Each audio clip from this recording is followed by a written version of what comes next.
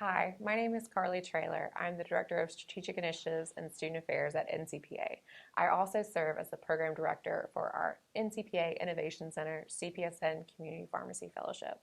I am honored to be joined here today by Dean Stone, owner of IHS Pharmacy in Metter, Georgia. So Dean, tell us a little bit about your pharmacy. Okay, so again, Metter, Georgia has about 5,000 in the city population-wise, about 12,000 in the county, a rural farming community, what we like to call out small industry. We're on the interstate. Everything's better in Metter. I'll go and put that plug in. I'm not originally from there, but my wife sold me on it, and I love it being there. So our pharmacy, we have about a 6,000 square foot pharmacy. We have a soda fountain, which is kind of a neat thing, with a lunch counter, OTC, regular general OTC items, some DME, and we have a gift department where we have a lot of different things. And on top of that, of course, we do immunizations, medication therapy management, compliance packaging, we're accredited in diabetes education, so we try to work with a physician. So we consider ourselves, we're trying to make a healthier Metter and beyond. And with that, knowing our patients, striving to provide the best possible care and work in positions to improve their health outcomes. So that's kind of where we are, and we're excited about it, and glad to be here with you. Makes me proud to be from Georgia. So Dean was one of our first fellowship sites in our inaugural year. And so Dean, I want to ask you, what encouraged you to participate in the fellowship? Well, Carly, we go to conventions, we go to meetings, we go to conferences, we're learning a lot of things, and I've had a wellness center, a standalone wellness center from 2002 to 2005, doing diabetes education then, and it's a lot of work, and you're striving to do, but we go to the conferences, and we'll come back, and you'll be on fire, you'll learn something, you're ready to go.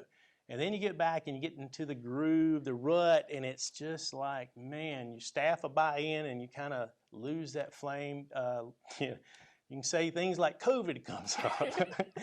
It's always something, and we get put down.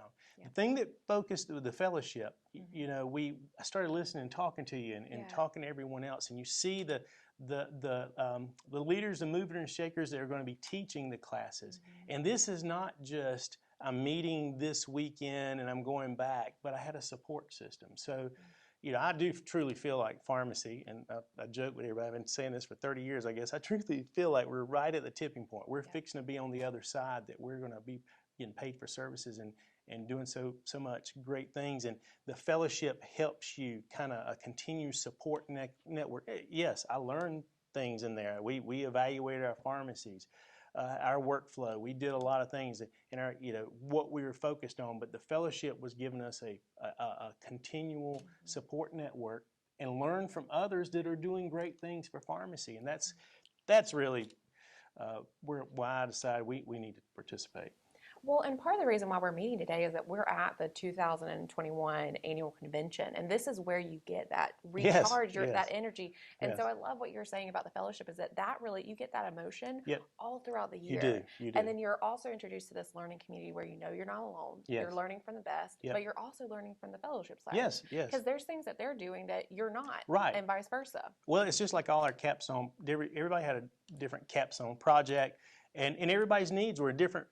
So when we would have those classes and I'm listening to others, I'm like, wow, I need to try that.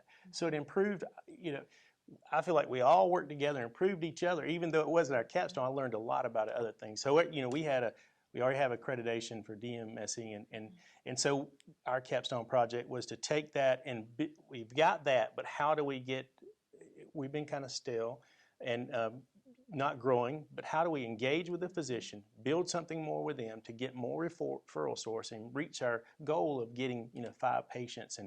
And I was able to ask questions to other fellows that were already doing these things. How do you engage with the physicians? Our physician came on board, and they gave me ideas. I was able to go communicate with the physician and pull them in and say, hey, how can, we want to work together more so than what we have in the past. We've always worked at the physician's office, but that standard network, how do we build on this? And hey, it was great. I'm excited. It's actually opened up doors to work with a hospital in our community to do bedside delivery, and now we're talking about chronic care management and other things into his office. So that was like, wow, this kind of helped move that forward.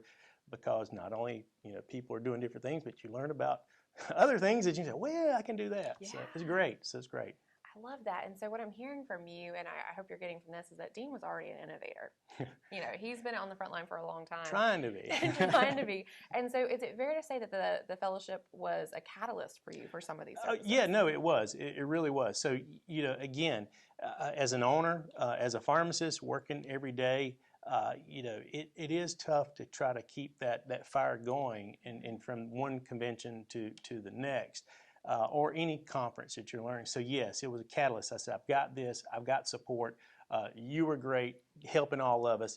All the professors, fellow workers with us, they were great too. So it actually helped motivate. And when I had a question, I talked to you.